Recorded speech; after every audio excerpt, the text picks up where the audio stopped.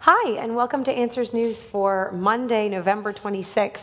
I can't believe we're already almost at the end of November, and American Thanksgiving has come and gone. Yep. Which is amazing. You guys had a good Thanksgiving?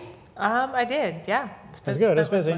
Good. Went to Awesome. Illinois, and it was really sunny, then really rainy, then really sunny. And now they have a snowstorm that just drilled everyone. So Yeah. Yeah, some of my That's the family came Midwest. down, so that was really fun. Yeah. You had your first Thanksgiving with your new little one. I so did, that's yes. fun. Yeah, that was Yeah. a lot of fun. My mom and dad and my brother and his wife came down. They hadn't met her yet, so Oh, that was really even fun. Better. Yeah, Oh, that's yeah. really fun. All it was right, a good well, I Thanksgiving. don't even have any pictures to show today. we have Dr. Georgia Purdom, Avery Foley, and myself, Bodie Hodge. We're going to be your panelists today for Answers News. And I guess romaine lettuce. You still can't have romaine lettuce, is that right? But you can have chocolate, so You this can is the have important chocolate. thing, right? So, if you're going to have romaine lettuce, go have some Just have a chocolate. chocolate salad instead. There, a chocolate. That sounds really good, a chocolate salad. Yeah. So. There's some, and also I wanted to say, I don't have any slides for it yet, but we do have here at the Creation Museum and at the Ark Encounter right now, we have some special Christmas events going on. So it's Christmas Town here at the Creation Museum, Christmas Time at the Ark Encounter. So amazing light displays in the evening here at the Gorgeous. museum. We have a live nativity, lots of food choices at both venues, and we have some fun things for the kids as well. Yeah. Camel rides, donkey rides, all kinds of that, and it's free. So all you do is pay for parking, and so we just encourage everybody to come down for that. I know it's kind of become a tradition in our family Yeah, it's every so year fun. to come to that, and Right, so and they can encourage hop on the all- website, creationmuseum.org or arkencounter.com and find out more about Yeah, those. yeah, great thing. It's All a right. great event. And we are watching on our Facebook pages for Kenham, Answers in Genesis, and then Bodie's on the Answers in Genesis YouTube site. So I already got people on here. I see Virginia, Florida, California, Wyoming, the UK. Illinois. Yep, so Oregon. lots of good ones. All right. All right, are we good to jump in now, you think? Yep. All right, awesome. This first one, biology from scratch, built from the bottom up. Synthetic cells could reveal the boundaries of life. So this is a group of scientists that are trying to build a synthetic cell, and they're finding that it's kind of challenging. Yeah. So when we looked at this article, you can talk about it. Yes. They want me to talk about it. Hand that one off to you. Biologist over there. Would you like to talk We'll about let you this handle that article? one. Well, one of the things that struck me, being a cellular and molecular biologist, I know that cells are extremely complex. And so trying to build one from scratch is going to be very challenging and difficult. It's not like baking a cake, is it? No. No, this is a lot more complex. And that's one of the things that they're finding. One thing that struck me about this article was, some of these scientists have been working on this for 20 years, and they still have not accomplished it. And I think, okay, so you've got all these intelligent people trying to design this cell from the bottom up to be able to make this synthetically, basically, not based on previous things, but kind of using, new components to build this. And they can't do it. And yet, evolutionists think random chance did this over millions of years. Really? What are the odds? If we can't even do even it. if they would succeed, it would just show that intelligence is required Bingo. to make A lot of life. intelligence. Yeah, Really is what that that's would be. exactly what it Yeah. shows. So- And they're finding out there's all these things they have to take into account when they're trying to make the cell, because a cell, I think a lot of people just think, oh, it's a blob and there's all this stuff floating around inside the blob, but it isn't. It's extremely complex, and everything's compartmentalized, and everything's kind of kept separate from each other, and it's kind of like a city with a lot of different factories in it. I once heard it was like a factory Yeah. that all works together. Roadways and Yeah. highways, and it's very organized. Actually, it's not chaotic at all. And so when you're trying to design that and trying to figure out how to make sure everything's in its right compartments and things get from point A to point B, it's next to impossible to be able to do that. Yeah, that's Big incredible. challenge, yeah. Yeah, and one of the things they said at the end, I had to laugh. It said, "I'm convinced our first synthetic cell will be a lousy mimic of what already exists." So even with all this time, all these intelligent people, all these resources, they're saying we're still not going to end up doing a very good job of doing this. And they're wanting to do it for good reasons. There's certain biological applications and things like that it could have. And I think they will be able to accomplish some things. But it's just like with anything, when we try to mimic what God has already created and done, it's a poor substitute. It really is for what God has done. It's amazingly complex. Points back to Romans 1 that says, there's enough evidence. It's clear that there's a creator, and Just starting looking at cells, it's obvious that there's a creator who made those. Yeah. All right. Okay. Earliest known animal might have inflated its body like a balloon. So this is a creature that's extinct today that is sort of similar to deep sea worms, they think, but not segmented like a worm. It's got a really unique body pattern we don't see anymore. And they believed that this creature lived back in the Ediacaran times, which is, I believe, hundreds of millions of years ago. Half a billion, I think, was the number they came up with. Yeah, and they're just kind of really confused. What's this creature like? Is even an animal? It's been proposed over time that this was a algae, a fungi, maybe something in a different kingdom. Like, they're really confused about what this creature, as well as the other creatures that lived in that, that were buried in those rock layers, I should say, were. And now they're thinking, because of some interesting things on the fossil, maybe it inflated its body and was able to feed that way. Yeah, this creature is called Dickinsonia, and I mean, you just look at the picture up there and you're like, okay, well, what's with this? Well, you also have to bear in mind that this has been smashed down and kind of flattened, which is the case with a lot of different fossils in particular, because of the weight of all the sediment and things like that. But they suspected that this thing might have actually inflated. Whenever I think of something like that, I always think of the puffer fish, which can kind of puff up and things like that. But they were suspecting, well, maybe this thing would puff up, and that was one of the mechanisms by which it used to eat. Of course, we don't know that. Right, it had more surface area, basically. If it was, the bigger it was, the more surface area it could absorb things from the because they believe it ate by absorbing, like but digesting they don't really outside its know. body. I mean, to me, I was reading this and I thought, yeah, but it could have also been flat and had quite a bit of surface area, and maybe it just did this as a defense mechanism, like a pufferfish does. So, I mean, because really, this is all you're looking at. And they found some other radial scratch lines or something that makes them think it was bigger at one point and then deflated. So you don't really know. If I was walking along a creek, and yes, I did say creek, that's how we said it where I'm from, and my son would have saw something like this, he'd have probably picked it up and used it to skip rocks. He wouldn't have thought twice about it. But I don't know, it's a fascinating creature, but we have to be careful of the speculations. They're wanting to throw, massive time lots onto this thing. Right. Yet when we start with the Bible, God created everything in 6 days. He rested on the seventh. And, I would suspect, around that particular time, that's when things would change. When Adam and Eve sinned against God, God curses the ground. He cursed the animals. Then we see a worldwide flood, which accounts for the majority of the rock layers that have fossils. Of course, we've got fossil layers outside of that, local catastrophes and whatnot. But, you got to think in terms of what the Bible says and be careful of the secular speculations that are imposed on this. Because these organisms aren't around anymore. The ones from the Ediacaran, we don't have any. They went extinct completely. And but there's lots of animals that went extinct, not just these guys. And so this isn't necessarily surprising.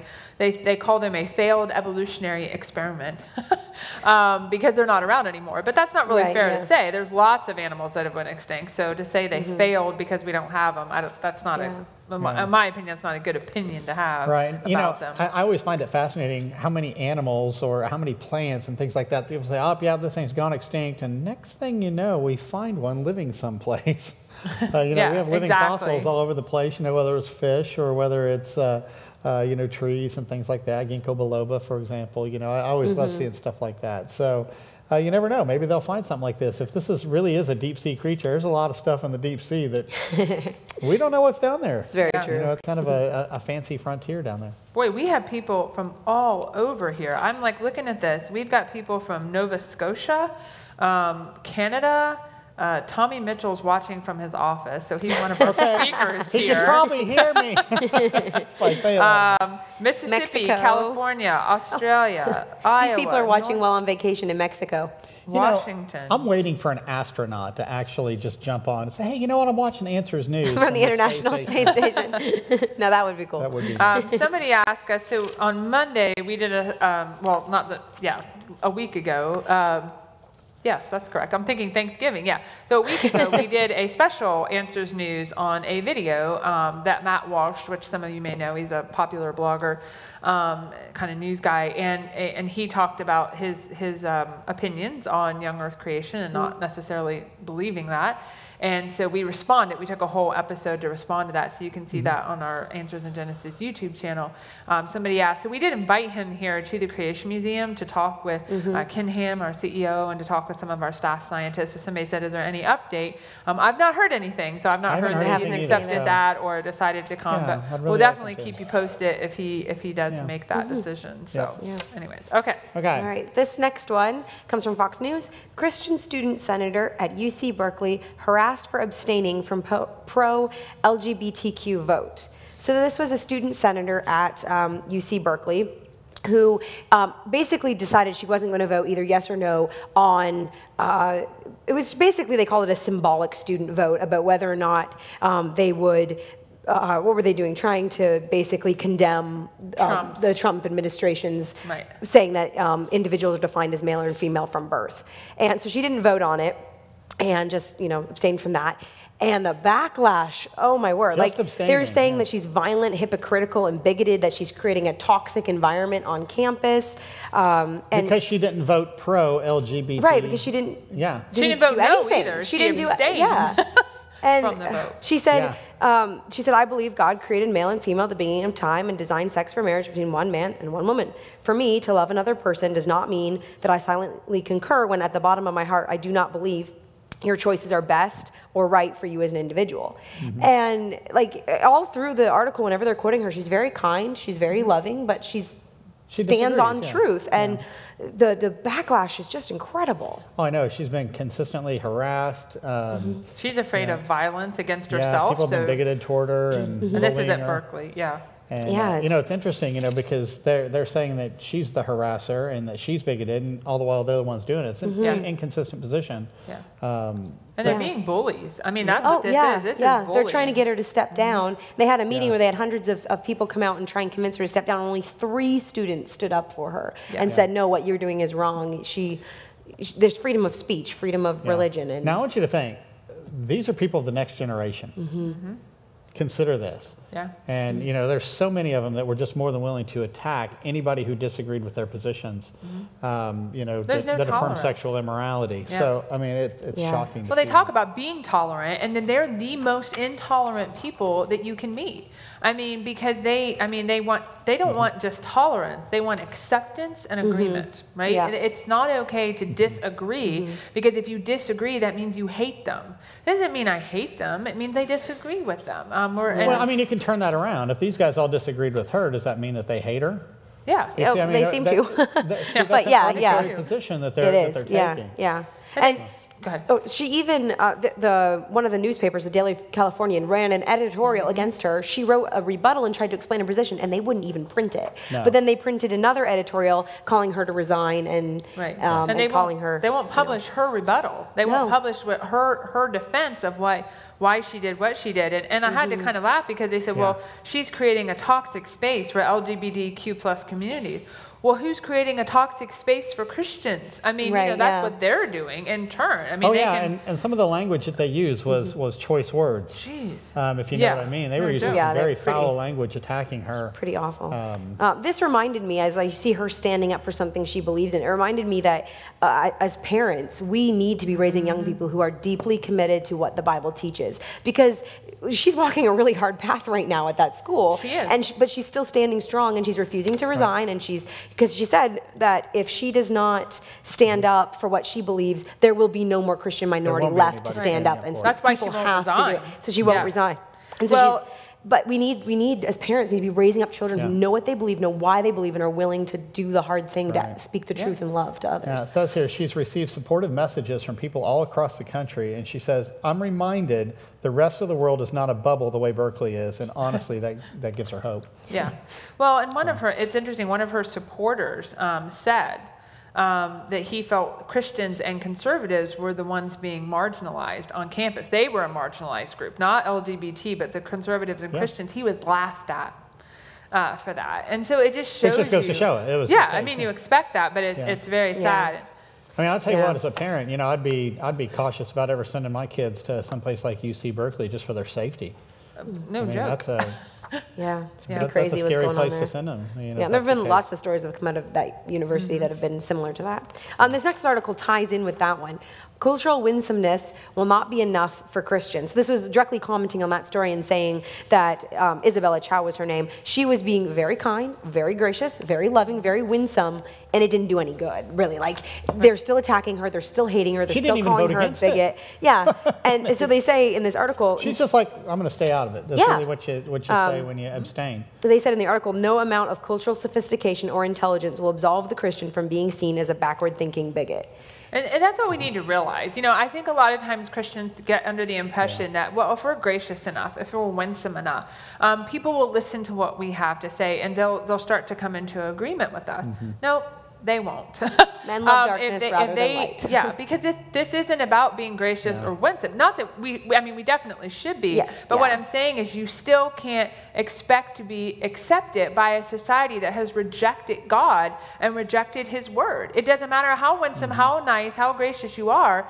It's a worldview issue at a very foundational level. And until they accept that and understand that and believe God and his word, they're not going to be accepting of you. It doesn't matter what you say or what you do. Yeah, they say in the article here, finding the right aesthetic or tone will, people think that it will resolve the underlying tensions that exist when Christianity confronts the world with an ethic that the world does not want to hear. Right. It's like the world does not want to hear the biblical message because it says then you are a sinner and you need to, repent and find salvation in Christ, and people don't want to hear that, so they're going to hate you regardless. I thought of, when I read this, I thought of Matthew 5, 11, and 12. Blessed are you when people insult you, persecute you, and falsely say all kinds of evil against you because of me. Rejoice and be glad, because great is your reward in heaven, for in the same way they persecuted the prophets who were before you. This is nothing new, and this is something we can continue to expect more and more. But like she said, this is what I have to do because this is what I believe. I believe God's word, and I'm going to stand up for that, even when it's hard, and even when it may not result in good things for me. I'm going to do it. It reminds me, as I was reading that, about the women's conference that we have coming up next April, April 5th and 6th at the Ark Encounter in our new Answer Center auditorium there, and really want people to come out. It's all going to be about these issues that we're dealing with in our society, and so sacred, embracing God's design for sexuality. How do we give answers for these things? How do we deal with these issues when they come up in our society, dealing with things like homosexuality and transgenderism? How do we speak to our young people about the sexual revolution? How do we equip and prepare ourselves? So I encourage you to go to answersforwomen.org to find out more information on that. Yeah, it's sure to be a great conference. People in the comments here are arguing about what kind of chocolate is best.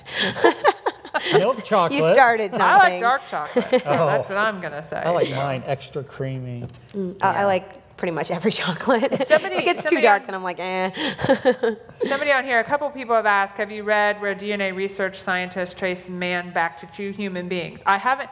I've gotten the link for the article. I just haven't had a chance to read it, so I'm sure coming up on Thursday or maybe next week we'll see. But I won't be here Thursday. But we'll talk. We'll address that. We'll definitely take a look at that article. So, okay. All right.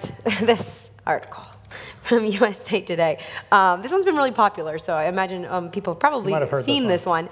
Man 69 sues to lower his age 20 years. Says it will help him on Tinder.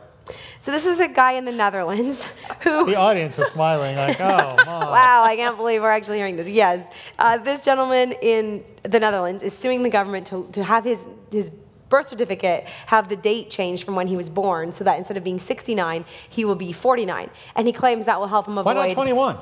Well, I guess he's happy with 49, I guess. He can't pass, but he definitely is not going to be able to pass for a 21-year-old. Yeah, he says his age is unfairly holding him back because he can't get a mortgage because no one's going to give a mortgage to a 69-year-old. And when he goes on Tinder, the only people that match with him are 69-year-olds. So he doesn't want... And he's discriminating he doesn't want them. How dare he? But he says he calls himself a young god, and he says, when I'm on Tinder and it says I'm 69, I don't get an answer. When I'm 49, with the face I have, I'll be in a luxurious position. He thinks very highly of himself. He does indeed. Well, he says that his age is unfairly holding him back, but he doesn't want to lie about it. just because you get your birth certificate changed doesn't mean you're still not lying about it, because you are. It doesn't change anything just because you change it on a piece of paper. The reason he doesn't want to lie about it, though, for him. is because it would, once you start lying, it's hard to keep your story straight. So that's why he doesn't want to lie. It has nothing to do with the morality of it. Okay, well, let's just say theoretically he gets it changed. I mean, what's going to stop all these women who are 69 years old from going down and saying, hey, you know, I'm 36. So he might start getting all these matches of girls that are like 35 years old. Turns out they're actually 90. Oh. But of course, you may recognize the logic that he's using. He says, with this freedom of choice, freedom of name, freeness of gender, I want to have my own age. I want to control myself. So he's basically saying, if you can decide your gender, and the government will legally change your gender based on how you feel, well, I feel 49, so I should be allowed to change my age to reflect how I feel. So he's using the same logic as the transgender community. He's being consistent with that secular view. So by that, then maybe I could say, boy, you know, I really feel like I'm 70. Yeah. Collect pension. Yep. Social Security. That's right. Yeah. You know. See, that's the thing. If it's all based on feeling, you can be, I mean, we've seen, I mean, whenever we see stories back like and forth this, all you want, too. you just think, what's the next step? I mean, when people started claiming their own gender, I think we had joked about, well, wait till people start claiming they're older or younger. Yep. And lo and behold, here it's happening. happening. And so it's a slippery slope. And so that's what happens when God's word's not the foundation and man is. So. The crazy thing is, there was a study they did in the UK recently where they found that 19% of people in the UK support being allowed to change your age if you're over the age of 18 based on how you feel. So apparently there's some people that think it's a good idea. But I mean, it opens a whole can of worms, because all of a sudden you've got, so did the gender thing. Like that has opened up so many problems, which we have another article coming up that talks about, or the next one. Yeah, well, there's a distinction here though too. I mean, he's just wanting to change the number on his. Now, if I ask just about anybody in this audience, would you like to take 20 years off your life? Just about all of us be like, yeah, that'd be nice. You know, I could get a full head of hair back. Off your age, not necessarily off your life. Right. That would be. Well, yeah, off your life. Well, off your age, if you could reverse that. But yeah, he's just wanting to knock the numbers off. So, I mean, it's still really deceptive. So. Oh, yeah. Yeah, okay, so this next one shows, again, some of the problems that happen when with this whole secular idea that you can just change your gender. Male gym teacher punished for refusing to oversee middle school girl get undressed in boys' locker room. So this is in Florida. The phys ed teacher, there's a transgender student who's biologically female who was given permission to use the boys' locker room and change in the boys' locker room. And the teacher, who's a male teacher, refused to oversee that because he said that he is not going to see a young girl in a state of partial or full undress, which makes perfect sense. Like that's you logical. would hope, that you would say that. And he was punished for that, transferred to a different school. It says here, according to a complaint letter, the female student caught the boys literally with their pants down, causing them embarrassment and concern by the fact that they had been observed changing by an obvious girl. Yeah, I can't, and when I read this, I thought, okay, so I have a daughter who'll be 15 this week, and I'm thinking, what parents would think it's okay for their daughter to go into a boys' locker room and undress in front of them? I just think, what is going through their minds that think this is permissible and okay? I mean, talk about a world, I mean, when I read things like this, I said it's a world that's upside down. I mean, what is wrong there's is more right. to it. It actually says in here, parents within the district, quote, have yet to be informed by the school of this situation. Yep. Parents don't even know about this. They could be reading this on the news going, what? What's going on? Yeah, well, and crazy. Because the LGBT liaison for the school says they're not allowed to inform the parents of what's going on, because then it may cause discrimination against their students. In other words, parents, you don't know what's going on at school. That's the case. There could be things you have no idea what's going on behind the scenes, and they're going to keep it from you. That's pretty crazy. And the crazy thing is, in no other situation would anyone even consider it to be acceptable for a man to be in the same room as a young girl changing. Like, in no situation, except somehow in this one, all of a sudden it's your duty to go in there and you know. Well, yeah, if the guy's in there, he's liable to get sued from a whole Well, other that's the angle, you thing. know? It's So I crazy. give this gym teacher credit. I Yeah. mean, he was Yeah. transferred to, I think, another school, or not allowed to be there anymore, which, you know, He probably doesn't want to be. Well, yeah. Don't blame But him. we need to, two things. We need to continue to stand up for what's right and what's wrong. And secondly, parents, you need to really be aware of what's going on in your school as much as possible. Be involved with your kids, be involved with their school, so that you can better know these kinds of things that may be going on. So Yeah, I want to encourage people to be preachers of righteousness. Yeah. Noah was like this before the flood. I'm sure he was after the flood. But we need to continue to preach righteousness in a culture that doesn't seem to know what right and wrong is. Yeah. Absolutely. Okay. Planned Parenthood's new president appears on CBS and doesn't mention abortion once. So Leanna Wen is the incoming president of Planned Parenthood. The past president just stepped down recently, and so she's been appointed as the new one. And she appeared on CBS this morning recently, and they asked her a whole bunch of just fairly innocuous questions about her new job and whatever. And in the whole interview, apparently she never mentioned abortion once. Instead, she chose to use words like reproductive rights, access to health care, and then the slogan that Planned Parenthood uses, women's health care is health care. But that's what we keep hearing over and over again. It's Planned Parenthood's euphemism for abortion. They just call it health care. And Yeah. it really Imagine is. the number of little rights. girls that go in there that get aborted and killed. Yeah. Yeah, I mean, not it's health such a care. safe place, you know? A lot of them. And they talk about, it's interesting because Leanna Wen, the president, the incoming president, said it's a future, you know, the future she's thinking about for Planned Parenthood, for people. It's a future where all people are treated the same.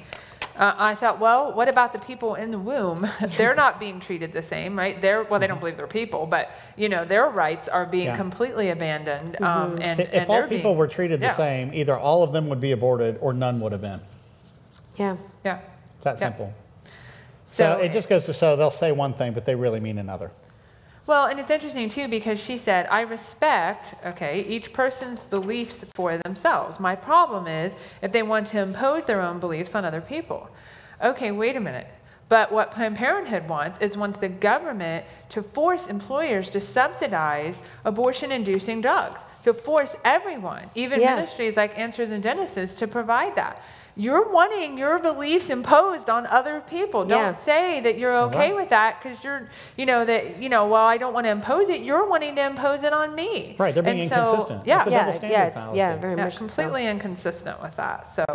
Yeah, well, you know, it's interesting in here. It says that that Planned Parenthood, just so you know, Planned Parenthood, for those of you who may not know, they're the leading abortion provider here in the United States. And granted, there's plenty of other providers too, sad as it is, but they actually receive hundreds of millions of dollars in taxpayer money to pay for abortion. So it basically forces taxpayers to pay for it. But then they turn around and they spent about $30 million on candidates who are pro-abortion. Yeah. Which, how does that work? I mean, I don't see how that works. They're getting taxpayer money to fund certain candidates. That doesn't it's seem just right shocking at all. Yeah. if you step back and think about it. And they talk about, one of the things that's interesting, because they don't really provide that much health care outside of birth control, STDs, and abortion, and helping people. That's all that they do. Yeah, And and there's lots of other clinics that have federal subsidized health care that they can give to women. It's not like you need to go to Planned Parenthood. They said the other clinics outnumber them 20-1. So there's plenty of other places to go. And I thought what was sad was it said their prenatal services have dropped. Okay, so they used to do 40,000, now they just do under 8,000. I'm like, yeah, because they want them aborted. You're not going to provide prenatal services to someone who's not pregnant. And so they just want to go all the way with that. And they said they perform 83 abortions for every one adoption referral that they give at their clinics, which is just crazy. Very much a business. And, and we need to realize that. It is truly about the money. And wanting that money, and so we need to continue to pray for that, because I think death money. That's what it is. Death money. We need to pray, because I think we are at a pivotal time, I think, where we have a very strong possibility of getting this reversed, of getting Roe v. Wade reversed, and so we need to really be praying about that those things will fall into place and that will happen. So yeah. All right. Okay, Canada. Yay. Yes, every time we do news from Canada, it's always like, I can't believe I'm reading this. Canada's message to teenagers. Marijuana is legal now, but please don't smoke it. So the government is now spending $83 million to try and educate teenagers on the harm of smoking marijuana after they just made it legal like in October. So it's bad, but they legalized it. Yes, yes. So apparently, I didn't know this, but apparently Canada's teenagers smoke more marijuana than any country in the world, apparently. Okay. Let's think about this. Before they changed the law to legalize marijuana, people are already doing it illegally. Right, yes. Up and down, they were doing it. Yeah, I think it's like Apparently the 36% of teenagers as well. have smoked marijuana in Canada. So now they made it legal, and they expect people to now follow the law when they weren't following the law the first time. Right, yeah. Right. Yeah. It's not going to work too well, I don't think. Do people actually think through some of this stuff? Well, it just shocks me. In Colorado and Washington, where in the United States, where it has been legalized for recreational use, they said that they have the rates among youth using it hasn't went down at all. I mean, it hasn't changed one bit. So it's really, and it's like, I thought when I read this, I thought about the safe sex campaigns that they've done in the past. They talked about the DARE campaign that was done. They find absolutely no difference in teen pregnancies and STDs and kids using drugs. It just doesn't work because, again, at the base, it's a foundational issue. This isn't about changing a behavior that's on the outside. It's about changing the heart and not wanting to do things that are illegal or bad for you or harm you or hurt you, and turning to God for help, not marijuana. Right, know? And so that's I think the core problem. Well, right now, their precedent is simply put, if it's illegal, do it anyway until they make it legal. So yeah, I guess. As sad as it is, they're already doing it. Yeah, and it's sad too pretty because crazy. with young people, you think about their brains still developing, and the fact that a lot of people don't realize. And I'm not saying this makes it worse than people doing it back in the 60s and 70s, but the marijuana we have today is much, much more potent than the marijuana from 40 years ago because people have bred it to be that way.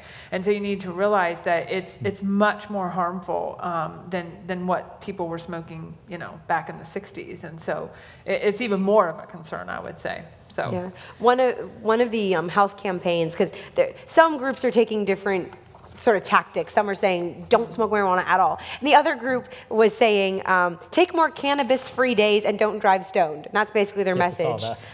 Yeah, like the fact that you have to say that is really, really frightening. Yeah. So yeah, that's good old. My good old home country.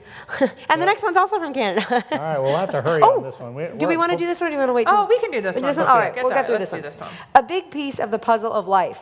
New gallery will tell the story of life's origins through Canada's geography.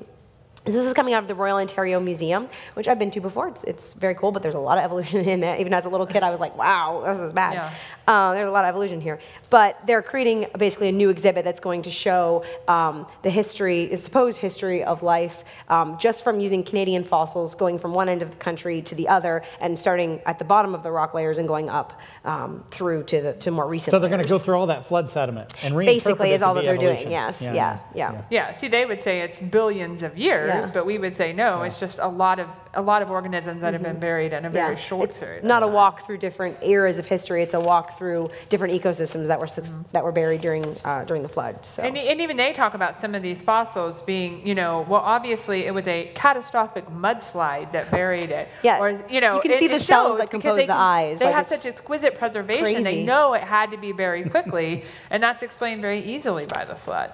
But yeah, at one stage here it says, only to be buried in some catastrophic mudslide. Yeah, Really? or collapse of a huge amount of sediment exquisitely preserve these creatures so much so that you can see their intestines and what their final meal was. Just whatever you do, don't say points global to flood. That's all Christian the stuff. catastrophe of the flood, not minor local catastrophes. So just same evidence, just different worldviews depending on your starting point. Enjoy those things and look at those things. You just have to realize the timeline's totally different, right? And what caused it's totally different. Look at it through the lens of biblical history. Yeah. Well, we do have a book here. Dr. Nathaniel Jeanson has a book, Replacing Darwin. I know we looked at some of the genetics and some of the biology earlier. This is a powerful book. Replacing Darwin, that's literally what it is. It's replacing Darwin. Darwin, 150 plus years ago, started to make certain arguments for natural selection being the mechanism for evolution. That doesn't work. A lot of evolutionists have jumped off of that saying, well, maybe it's natural selection plus mutations. Right. That's still not working. Dr. Jeanson masterfully goes through here and says, let's take an honest look at the evidence. Yeah. Really is a powerful really book. good So I want book. to encourage Yeah. people to consider that one. Okay. All right, that's all the time we have God for bless, today. guys. So we'll see everyone again on Thursday. All right.